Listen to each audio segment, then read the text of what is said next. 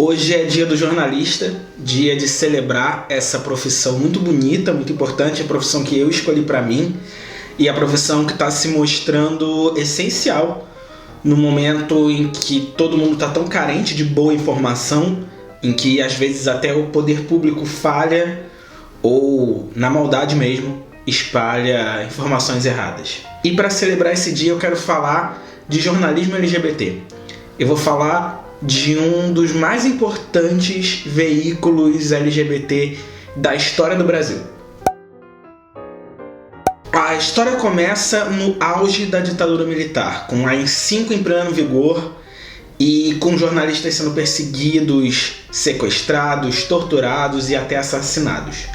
Nessa época, a juventude procurava maneiras de se rebelar contra esse sistema tão opressor e tão autoritário. Tinha uma parte da juventude que ia para uma revolta mais da guerrilha mesmo, que foram essenciais para a gente resistir nesses anos da ditadura, e tinha uma outra galera que ia para o chamado desbunde. O desbunde era uma maneira muito bem-humorada e libertária de ir não só contra a ditadura, mas contra toda a caretice que tomou conta do Brasil naqueles anos, que eles diziam que vinha da tríade Estado, Igreja, Família. Então essas duas formas de se rebelar contra aquele sistema influenciavam muito o jornalismo da época. Tinham jornalistas militantes e tinham jornalistas mais do desbunde. No final de 1977 veio para o Brasil o jornalista americano Winston Leland. Ele era editor-chefe da revista Gay Sunshine, que era uma revista voltada para o público gay americano, e ela era feita em São Francisco, na Califórnia. Ele veio para cá querendo conhecer escritores brasileiros, escritores gays brasileiros, para criar uma antologia de contos homoeróticos latino-americanos. A vinda do Leland para o Brasil, ela foi um acontecimento, porque a Gay Sunshine era uma revista de muito prestígio lá fora, que conseguia fazer entrevistas com várias pessoas importantes, não só para o meio LGBT, mas para todo mundo que se importava com cultura em geral. Então o advogado João Antônio Mascarenhas convidou o Leland para uma reunião na casa do artista plástico Darcy Penteado, lá em São Paulo. E foi nessa reunião que surgiu a ideia de criar um jornal feito por homossexuais para homossexuais. Alguns meses mais tarde, em abril de 1978, foi lançada a edição número 0 do Lampião da Esquina, o maior jornal LGBT da história do Brasil, um dos mais famosos, podemos dizer um dos mais bem-sucedidos, que chegava a ter impressões de 20 mil exemplares de cada vez. O jornal tinha circulação nacional ali para o Brasil todo, mas a sua equipe se dividia entre Rio e São Paulo. Essa equipe tinha reuniões mensais e era formada majoritariamente por pessoas que estavam nessa reunião que aconteceu na casa do Darcy Penteado.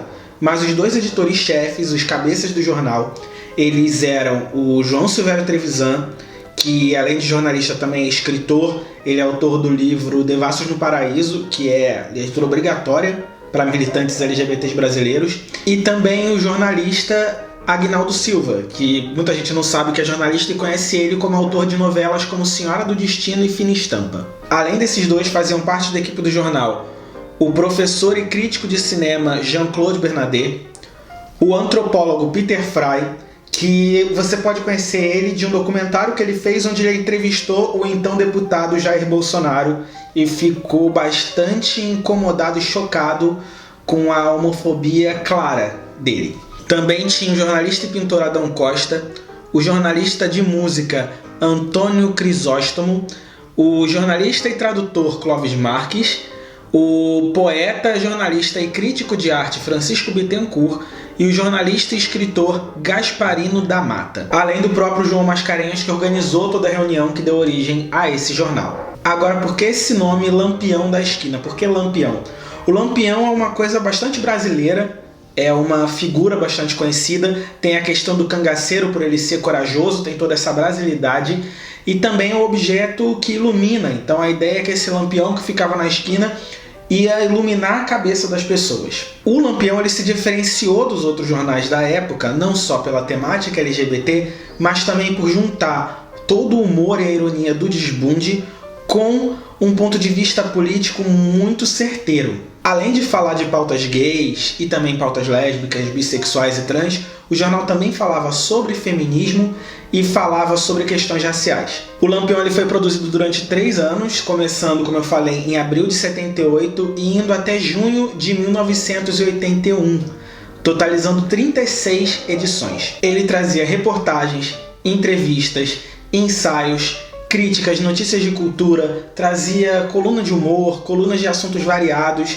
Era um jornal bem completo, além de uma seção de cartas. Uma outra coisa legal que ele tinha é que ele tinha um glossário gay com várias gírias que eram utilizadas nos próprios textos do jornal, que abria mão de ter um texto muito rebuscado e muito sério, como a gente costuma ver nos jornais da mídia tradicional. Entre os entrevistados do Lampião, a gente teve Clodovil Hernandes, Leci Brandão, Ney Matogrosso, mas a influência desse jornal era tanta que, além de pessoas da comunidade LGBT, eles conseguiam entrevistar pessoas de fora da comunidade, como Fernando Gabeira e o então líder metalúrgico Luiz Inácio Lula da Silva. E a entrevista do Lula, ela é uma das edições mais famosas desse jornal e mais polêmicas também. A gente tem que lembrar que se hoje a esquerda brasileira ela acolhe bastante a pauta LGBT, naquela época, no final dos anos 70, início dos anos 80, não era bem assim. Os LGBTs, feministas e até a pauta racial, eles eram excluídos tanto pela direita quanto pela esquerda. Então a entrevista do Lula, que foi capa da edição de julho de 79, assim como uma outra capa que teve, que trazia o Fidel Castro numa charge, travestido como a Carmen Miranda, deixou muita gente de esquerda irritadíssima. E nessa entrevista o Lula deu declarações bastante polêmicas que acredito que hoje ele nem concorde mais com o que foi dito. Ele disse na época que feminismo era coisa de quem não tinha o que fazer e que ele não conhecia nada sobre homossexualismo entre os metalúrgicos, na classe trabalhadora. O que dialoga muito com o que a esquerda acreditava na época, que a homossexualidade seria um desvio burguês. Os militares que governavam o país na época, eles fizeram muito esforço para acabar com o Lampião. Existia uma lista negra de várias revistas, jornais e publicações em geral que deveriam ser extintas, que deveriam ser perseguidas. E eles enviavam isso para os donos de banca. Então havia boicotes, havia até atentados à bomba aos donos de banca que vendessem o Lampião da Esquina ou alguma dessas revistas e jornais da lista, que eram considerados atentado ao pudor, atentado à família ou até mesmo pornográficos. Então o que acontecia? O Lampião da Esquina ele era vendido, mas ele ficava escondido no fundo da banca, atrás de outras publicações, para ninguém ver. A pessoa chegava, perguntava se tinha um Lampião, geralmente em voz bem baixa, e aí o jornaleiro pegava e vendia para a pessoa. Apesar de nunca ter sido alvo de um processo legal, o Lampião da Esquina e seus editores foram alvos de vários inquéritos policiais, sempre acusados de atentado à moral e aos bons costumes. Mas não foi a ditadura militar que acabou com o Lampião da Esquina. O jornal teve fim por 2 motivos principais: por questões financeiras e por uma briga interna. Como é realidade até hoje para a mídia alternativa e principalmente para a mídia alternativa LGBT, o Lampião tinha muita dificuldade de se manter financeiramente. O que faz um jornal, uma revista, um impresso se sustentar? Não é o preço de capa, o preço que você paga na banca de jornal. O que faz um jornal se sustentar é preço de assinatura, mas principalmente preço de anúncio vendido.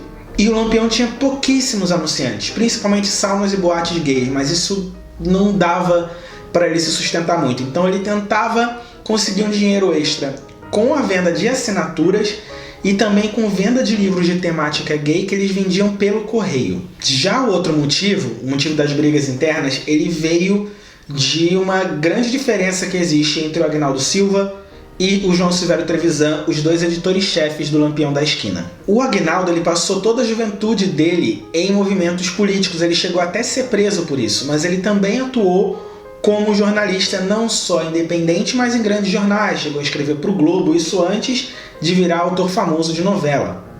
Então ele tinha uma visão um pouco mais pragmática do jornalismo. Já o João Silvério Trevisan, ele era muito mais militante, ele tinha uma visão mais ideológica. Vendo os problemas que o jornal passava, o Agnaldo Silva queria dar uma guinada editorial no Lampião da Esquina. Nas palavras dele mesmo, ele queria que o jornal fosse menos panfletário e mais jornalístico. Por outro lado, o Trevisan queria se manter fiel às origens do Lampião da Esquina, mantendo ele bastante político. Sem conseguir chegar num acordo, o Agnaldo Silva comunicou que não seria mais editor do jornal e o Trevisan então propôs encerrar de vez o Lampião da Esquina, que teve a sua última edição em 1981, no mês de julho. Mesmo tendo uma história relativamente curta, só 3 anos, o Lampião da Esquina foi muito bem sucedido no tempo em que ele existiu, e muito bem sucedido não necessariamente de maneira financeira. Ele foi bem sucedido porque ele conseguiu levar para a sociedade como um todo debates que antes só estavam em uma bolha. E que quando a mídia tradicional colocava na televisão, nos jornais, era de forma muito superficial. Então eram debates que quase nunca aconteciam e eles pautavam esse debate a partir do ponto de vista dos próprios LGBTs. E aí, mesmo encerrado, o Lampião conseguiu marcar para sempre o seu lugar na história do jornalismo brasileiro, justamente numa época em que o jornalismo era tão atacado quanto na ditadura militar. Muito obrigado por assistir esse vídeo até o final. Quero dizer que as informações desse vídeo vieram quase todas desse livro aqui, Imprensa Gay no Brasil, da Flávia Peret. É muito bom, se você quiser, tiver interessado em comprar, vou botar o linkzinho aqui embaixo, que você encontra ele lá na Amazon.